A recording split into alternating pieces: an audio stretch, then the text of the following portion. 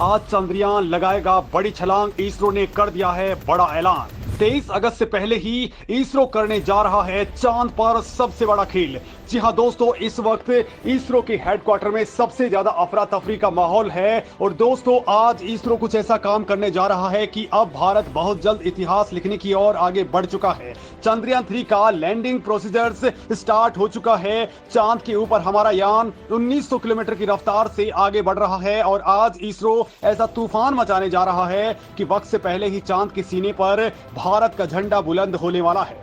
अब दोस्तों, चांद से इसकी दूरी केवल 100 किलोमीटर रह जाएगी। और दोस्तों, चंद्रयान 3 जैसे जैसे मून की तरफ आगे बढ़ रहा है, सबकी धुक-धुकी बढ़ती ही जा रही है। दोस्तों, इसरो चीफ खुद कह चुके हैं कि मिशन के लिए सबसे ज्यादा जरूरी है कि ईंधन को बचाया जा सके, उपकरण सही से काम करते रहें और टाइम से पहले ही ये तमाम दूरियां तय कर ली जाएं। और दोस्तों, आपको जानकर के हैरानी और गर्व होगा कि इसरो का ये मिशन 1 सप्ताह से भी आगे चल रहा है। मतलब दोस्तों, ये लेट नहीं है बल्कि एडवांस में चल रहा है। अब इसरो के वैज्ञानिक एक बार फिर से रोबोट का बटन दबाएंगे और यान अपना रास्ता बदल लेगा।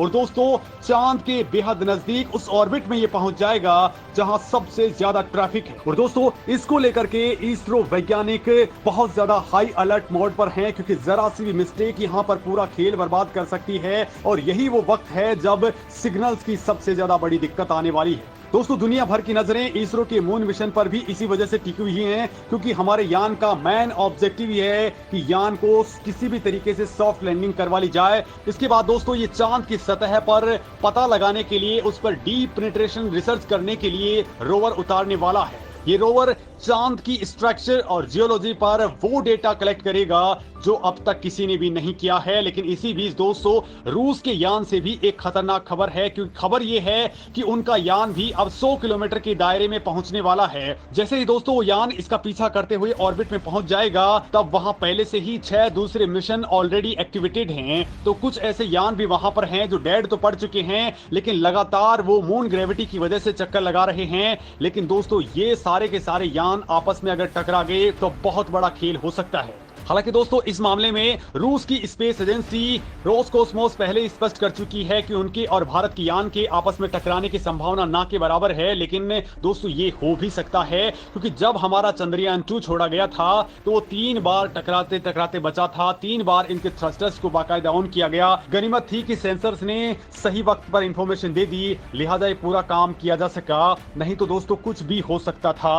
लेकिन इसी बीच दोस्तों, इसरो ने असली खेल भी स्टार्ट कर दिया है। आज से केवल 9 दिन के भीतर ही ये चांद पर लैंड कर जाएगा, ये शेड्यूल है। लेकिन दोस्तों, इसरो के वैज्ञानिक कह रहे हैं कि 1 सप्ताह पहले भी ये काम हो सकता है। यानी कि दोस्तों, कुछ ही दिनों के अंदर इसरो किसी भी वक्त बड़ा खेल कर सकता है। अगर उसे जरूरत महसूस होती है तो वो किसी भी वक्त यानी 19 तारीख तक भी इसको लैंड करवा सकता है।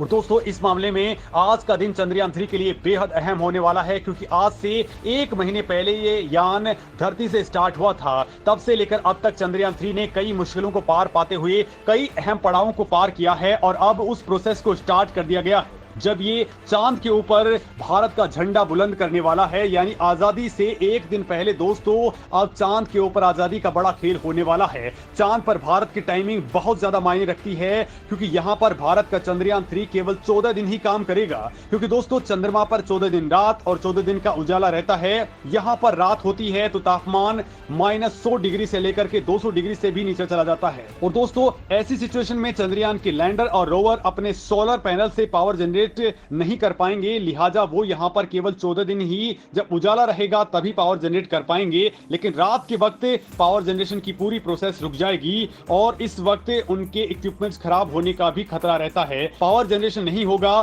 तो इलेक्ट्रॉनिक्स भयंकर ठंड को नहीं झेल पाते हैं। इस पोजीशन में दोस्तों, उनके खराबी आने की शुरुआत हो जाती है। लिहाजा भारत केवल रोशनी के वक्त ही यानी 14 दिनों के लिए ही मिशन को डिजाइन कर चुका है।